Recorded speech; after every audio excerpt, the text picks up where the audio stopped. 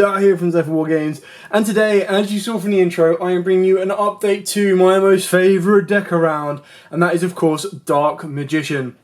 This does involve a very small branded engine, but I will talk you through ways how you can remove that if you are not a fan. I'll also show you some combos towards the end as well. With all of that out of the way, please smash that like button, hit that notification bell, and subscribe so you don't miss out on any more upcoming content. This deck is built to tackle the main meta of tier elements and of course sprites, along with the other rogue matchups. So with all of that out of the way, let's dive head first into this profile and show you exactly what we've got. So we start off with 2 Dark Magician. This is more than enough for what you need. Not only can it be utilised in the branded package and spun back to the deck through that branded package, it also gets utilised in its own way, being looped from the graveyard with Eternal Soul, as well as being able to summon itself through Fusion Deployment and of course Magician Souls. Do not worry, do not run away when I said Fusion Deployment. There is very much a lot of reason behind that, as it says double synergy with the Dark Magician stuff and of course the Albaz.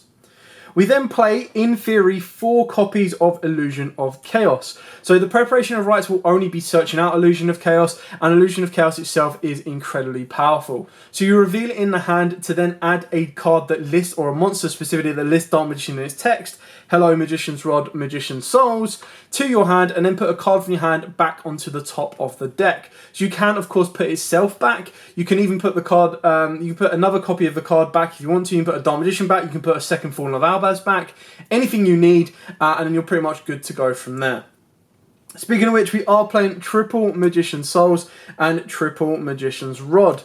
Now, of course, both of these are the main starters for the deck. Ideally, Rod is the only normal summon you want to be using. Sometimes you will need to use Albaz, and even on the very rare occurrences, you might even have to normal summon Souls, but you really don't want to be doing that. The only reason you normal summon Souls is if you've already special summoned the other. So, of course, Magician Souls is what it is. It's a free special of itself, or, of course, Dark Magician. Off the back of that as well, it does have the ability to send as cost while it is on the field 2 spells and traps from your hand or field to the graveyard to draw 2 new cards. So this can get rid of spare preparation of rights. It can get rid of any dead cards that you may not want or may not have, and allows you to kind of keep pushing forward. The best thing about this as well is if you played Skill Drain, because it sends as cost, it does let you get around the Skill Drain lock as well. Magician's Rod is incredibly powerful. It is part of a 2-card combo that I'll show you at the end. They can get you into Dragoon, but I'll also add in the branded engine as well, just to give you that little bit further. We've then got the 1 Tomias Dragon. Now, obviously, we now do need to play this without Verti Anaconda. This becomes our route of getting to Dragoon the natural ways through Dark Magician. So the idea would be that Magician's Rod is searching out Soul Servant. You put Soul Servant to put this to the top of the deck, but before you activate that, you activate Souls to send Dark Magician to the graveyard and special summon it. You would then be able to activate Soul Servant, put this to the top of the deck, then banish Soul Servant to draw 1 card. Of course, it will be itself. Use this effect to tribute off the Magician's Rod, summon down the Tomias, and then use Tomias' effect to fuse itself with Dark Magician to make your Red Eyes Dark Dragoon with 1 pop and burn. So I've kind of cut this up into stacks of Dark Magician cards and then other cards as well, so please keep that in mind. I thought this would be a better way to break it all down for you than going another route. We do play 1 Dark Magical Circle and 1 Eternal Soul. Sadly, to be as competitive as possible, you do need to be playing some control cards, which is kind of what makes space for the rest of these. The Circle isn't that great because it's going to be very, very difficult for you to actually benefit off of activating its effect. What you're mainly going to want it to do is it gives you the ability to foresee 3 cards that you can put to the top of the deck in order to activate any of your draw cards or shuffle up or everything you need. Eternal Soul, of course, is a great card, but it is an Achilles heel for all of your cards, pretty much, especially with the branded package as well. Because if your opponent deals with this, the only card that will survive will, of course, be Dragoon. And because this would then destroy your Mirror Jade via your own effect and not via your opponent's effect, you will not get the Mirror Jade effect. So it is something you have to be very, very careful with. And until we get an additional layer of protection for this, it's something you're not going to want to be doing as heavily. We do play the Dragon Knight in the extra deck because that will be a route that you go instead of Dragoon if you want to be protecting your field spells and back rows and everything else. So apart from the one Soul Servant, that is pretty much it for the Dark Magician lineup. Now I know again a lot of you will be like, whoa, why only one Soul Servant? Well, quite honestly, we're not playing Dark Magician Girl. You could do if you wanted to because of Fusion Deployment and Magician Souls, but the draw 2 is not going to be as important as if you have access to it, your pot of prosperities. So as we continue this profile, you'll see that we play so many power cards that being able to activate Prosperity to look through the top 6 to guarantee one of your power cards is incredibly important. Without having access to Prosperity, you can still put in Pot of Desires, and then you'd put 2 Soul Servant, 2 Pot of Desires, and you could still use both effects in the same turn. But the idea behind this is Soul Servant you probably want to stack, and then your pots you want to be drawing or digging into the card you're going to need the most in order to win you that duel. So that's a quick little preview of the spell lineup, but obviously mainly the Dark Magician lineup. Moving on to the branded side of the deck. I've tried to keep this as minimal as possible. If you wanted to, you could cut a Fallen of Albaz, because we are currently playing 2 and a Fairy Tale Snow.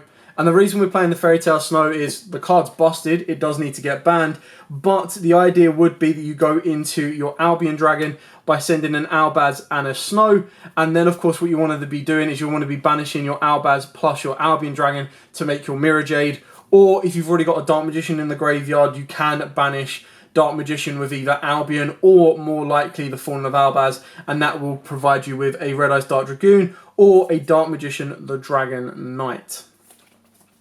Then, of course, we are playing triple branded fusion. Like I've already mentioned, you can actually access Dragoon through this by activating it and sending Fallen of Albaz plus Dark Magician to go into Lubellion. Lubellion would discard and spin the materials back. You can, of course, go into Albion, which will get you into Mirror Jade. So you've got multiple routes of access for this if you want to. So there's no real reason to play less than 3. And even with extra spare copies, it can just be used as send fodder with Fairy Tale Snow, or, of course, send fodder with your Magician Souls. The other package that we're playing is more of a control sense. So you've got the aggression sense, we've now got the control sense. I still really like this package in Dark Magicians, and that is of course a very small Dogmatika package and the Schism. And I'll explain the Schism because a lot of you still get quite confused on this, so I want to make it as clear as possible. You do not need a Shadow monster in your main deck with Schism. Schism lets you banish the materials from the graveyard, which is when the Dear Servant comes into play. Because by activating the Dear Servant, you can send a Shadow App Cologne from the extra deck to the graveyard, which will then allow you to search out the Schism and discard 1 card. That will then mean, as long as you've got a Dark in the graveyard, any one of your Magician's Rod, Magician Souls, Dark Magician, or even Fallen of Albaz, you can flip this during your opponent's turn, banish an App Cologne and any Dark monster from the graveyard, and wham, bam, thank you ma'am, you have your own Wind Up protected lock. The best thing about that as well, as we go through the deck, we've got even more ways to protect ourselves from stuff like Dark Rulers, from Super Polys, you name it, will be protected. So that's it for the other mini engines. Like I said, you've got a defensive 5-card engine there. You've got an aggressive 6-card engine here. You can interchange them. If you do not like this engine, this can become your hand trap engine. It can become more control cards, stuff like Rivalries. It can become stuff like Diviner of the Herald if you wanted to. It can also become Dark Magician Girls, Apprentice Illusions, Mahards, more Circles, more Eternal Souls, anything like that. You are completely open to experiment and play around with. Then onto the generic spells. Of course, we are playing 2 Fusion Deployment. Now, I'm kind of satisfied that I'm already locking myself into fusions under branded fusion. The one thing that Fusion Deployment does is it gives us a replacement for Magician Souls in the combo with Rod to get us to Dragoon. But also going second, if you're able to successfully resolve Dark Ruler no more, you can actually activate Fusion Deployment, which will allow you to summon out a Fallen of Albaz from the deck and trigger the Fallen of Albaz's effect to attempt to contact fuse, ideally going directly into a Mirror Jade, which is a fantastic use of technically 2 cards, because Fusion Deployment plus a discard will give you your Mirror Jade. Mirror Jade then becomes a free clear because you can send a Albion or a Albert Donatus from your extra deck to the graveyard to banish 1 card or 1 monster specifically on the field, and then you're going to be able to search out branded fusion during the end phase, and then you can kind of push further forward from there.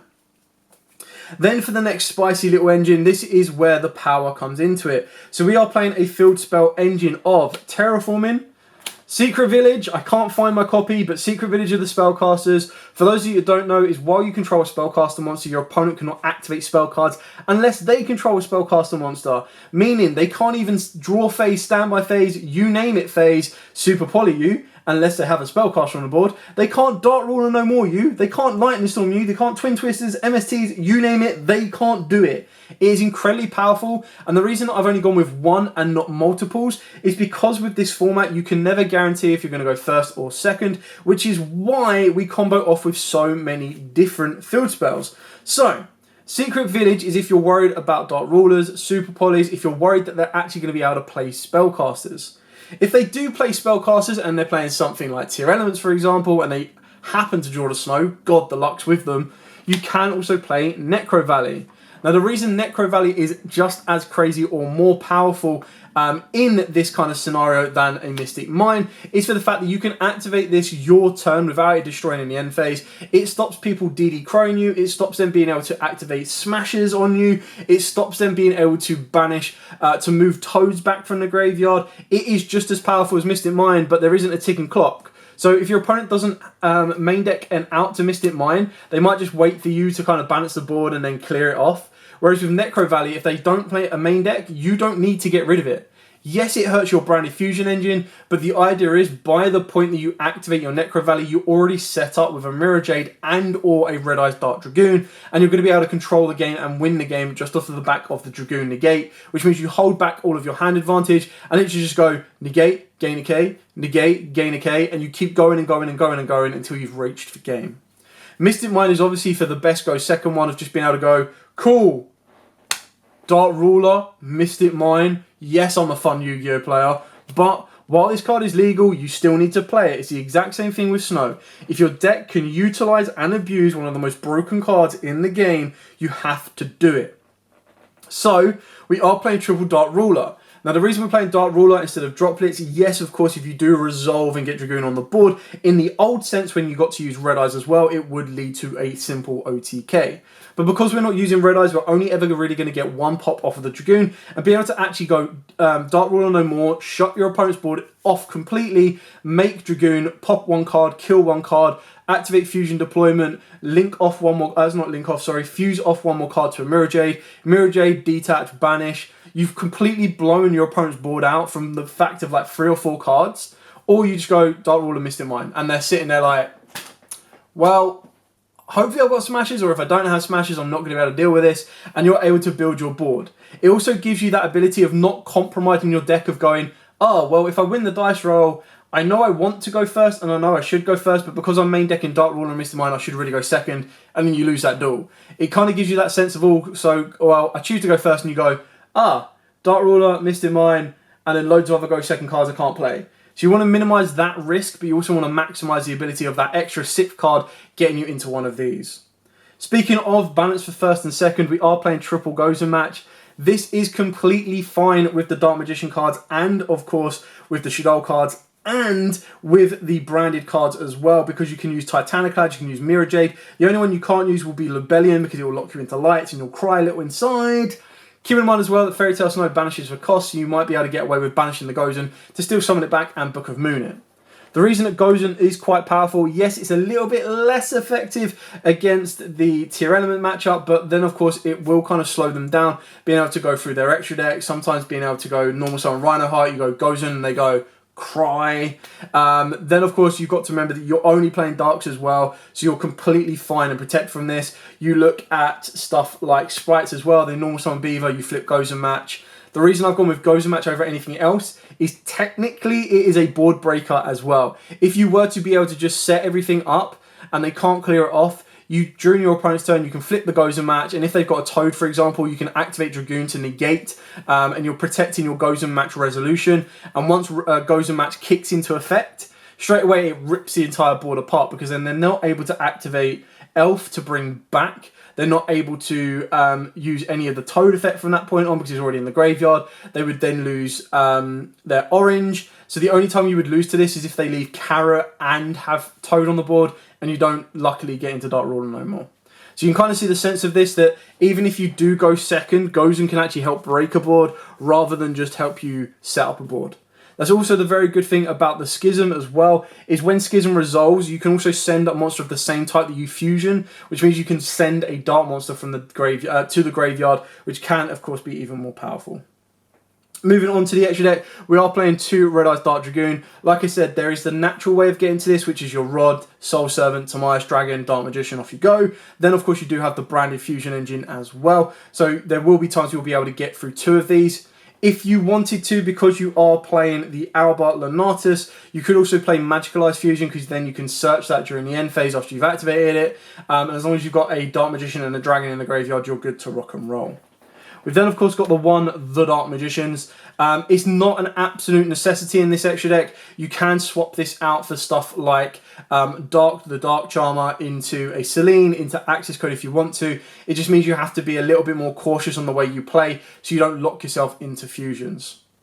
You've then, of course, got Dark Magician, the Dragon Knight. Now, this is incredibly powerful, especially when you're sitting on a Gozen, you're sitting on a Secret Village and everything else. The one thing you have to keep in mind with the Secret Village is that this is a dragon, not a spellcaster. So you need to make sure you have another spellcaster on the board in order to make your Secret Village live and be able to protect it. So your first point of call will probably be the Dragoon, unless you don't have a discard, and then you will go for the Dragon Knight. And then that's going to be able to protect your Gozens and everything else you're trying to set up for your opponent. For the Shadows, the one App Cologne, the one Winder. I said this in one of my previous profiles, you could actually play a second Winder because it will catch a lot of people off. They'll be like, oh cool, I've dealt with the first Winder, and you just go, cool, Schism, banish the Winder, banish a Dark in the graveyard, make a second Winder, and they're like, didn't see that one coming. Then of course we've got the Elder Enter the Unts for the Dark Punishment, or the Dogmatika Punishment, sorry. Then for the branded cards, we've got the one Albert Lenatus, we've got the one Albion, the one Nubellion. Rare that you make it, but it is one of them ones where if you don't want to send Snow because you can't get another Dark Magician to the graveyard, this is a way to get a Dark Magician to the graveyard and spin stuff back, make your Dragoon, or of course your Dragon the Dark Knight. The one Titaniclad, so if you're just going aggression and you're going second, you can actually make this with Fawn of Albaz plus Dark Magician. This will then get a nice little stack boost because you use Dark Magician, which was a level 7. And then if it does go to the graveyard as well, it will search you out your Ecclesia or summon the Ecclesia in the end phase, which is where you probably want to put Fleur de Lis in instead as well. The one Mirror Jade. And then for the side deck, you've also got your Mud Dragon, you've got your Predator Plant, and you've got your Garura, because you will be siding in Super Poly, as it is an incredibly powerful board-breaking card. Like I said, if you wanted to, these 3 cards can quite easily become Dark, Selene, and Access Code. It just then dictates the way you play, and you do have to make sure that you don't theorize a route of play needing to go through Dark, Selene, and Access Code if you've already activated Fusion Deployment or Branded Fusion. So it's just one of them ones of, if you don't have a mini extra deck, it's something you haven't got to worry about. But if you do, you need to be very aware and switched on, because the last thing you want to get is a warning, or if you've already done a bad mistake earlier in a tournament, a game loss for something as simple as that. So that's it for the main deck. I'm now going to show you the very basic combo. So I've shown this one before, but I'm basically going to show you what happens when you also add Branded Fusion to it. Yes, you will need discards, so this will be our opening hand. But keep in mind as well, when you're looking at stuff like this, you have so many different variations to get you to the same end board. It's absolutely sickening. So keep in mind as well, you could constitute Pot as being one of these, because if you don't see one of these cards off of Pot, it could be quite cry. But keep in mind as well, you do need to get to Soul Servant, so it's one of them ones where you need to balance everything out. So, these are the cards that you could see alongside your Magician's Rod, but alternatively, your Magician's Rod could be a Soul Servant, and you would need to see Illusion of Chaos, or of course your Preparation of Rites, which is basically Illusion of Chaos. A Fusion Deployment, which basically does the same job as the Soul Servant as well. And then you would need like a random discard, so I'm going to use all 3. And then we're going to add Branded Fusion to this as well, just because, you know, we're going overboard. So the way this would work, very, very simply, we'll keep it down as Magician's Souls plus Magician's Rod, and then a random discard with a random card in hand, and of course your Branded Fusion. So the way this would work is you normal summon your Rod. Rod's effect will trigger to search you out your Soul Servant.